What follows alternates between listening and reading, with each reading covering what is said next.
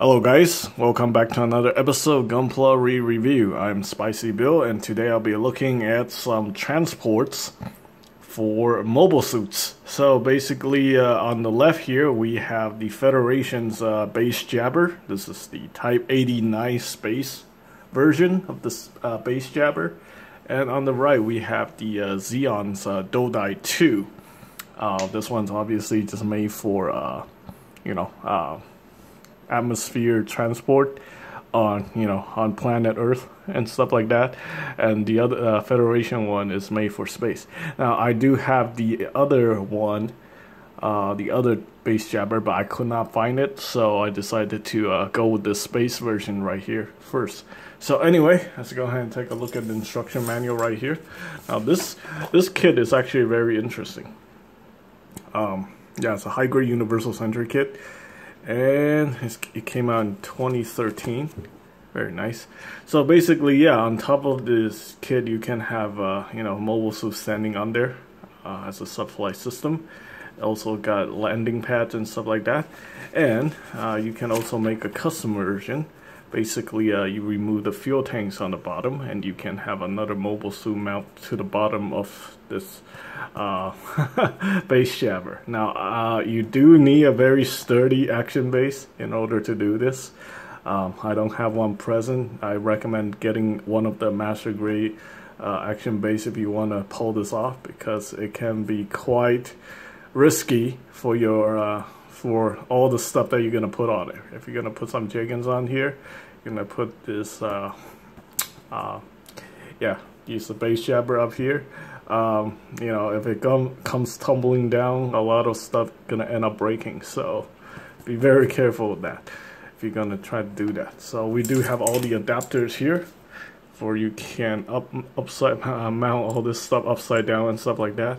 This one's meant for the top. This one just go into the connector. This one is for the bottom. You see another connector, and this goes into the action base.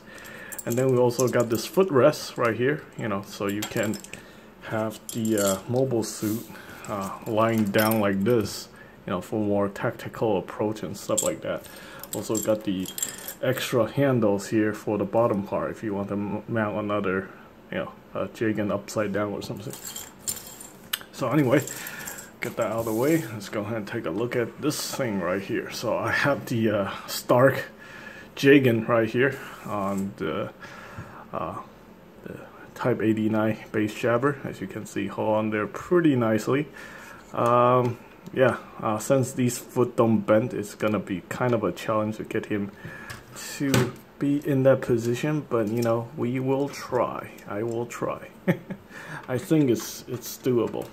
I mean, a Jester was able to fit on there, and that thing's somewhat bulkier than a Jagan, so there we go. And it looks like I don't really have to try very hard to get this to work, so that's not bad. I mean, it's not anywhere near perfect, but hey, it works. Sort of. Kind of works. Probably need to bend the legs a little bit more, but there we go.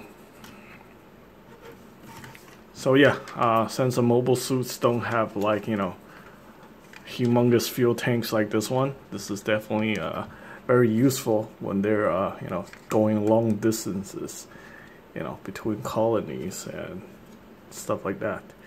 Yeah, a mobile suit without gigantic fuel tanks is probably gonna run out of fuel before it's gonna just get lost in space and stuff like that. Yeah, it's gonna get stranded. But this is very effective. So yeah, it looks pretty cool. Let's go ahead and just take a look at the base jabber by itself. Let's get the Stark jigging out of the way.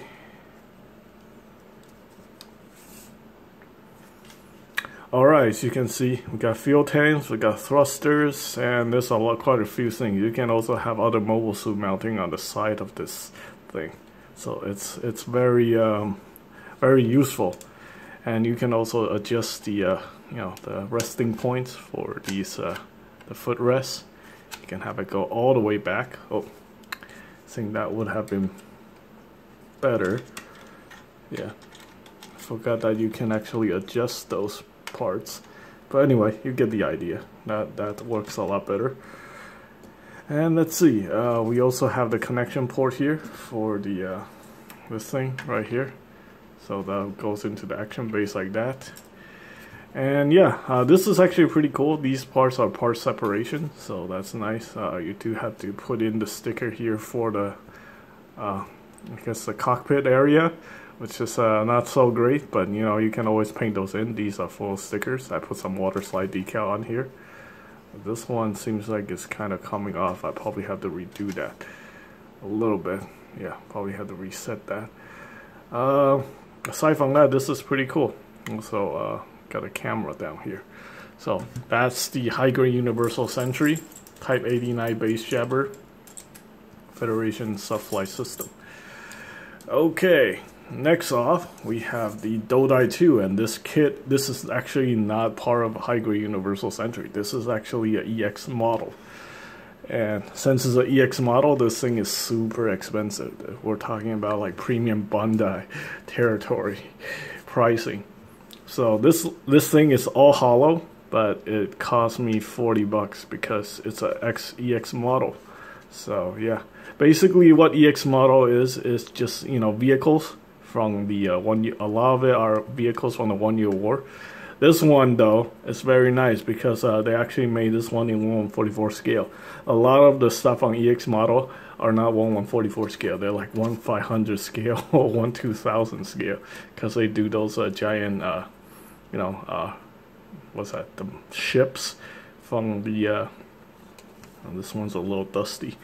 They do a lot of the ships from, you know, the 1 year war. But yeah, this is nice. So basically, we have these areas right here, which, well, the Dodai 2 is supposed to carry the goof, but since I don't have a goof nearby, I'm gonna use Char Zaku.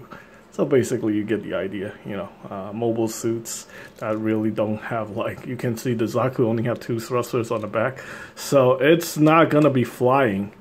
You know, in you know, like on Earth or anything.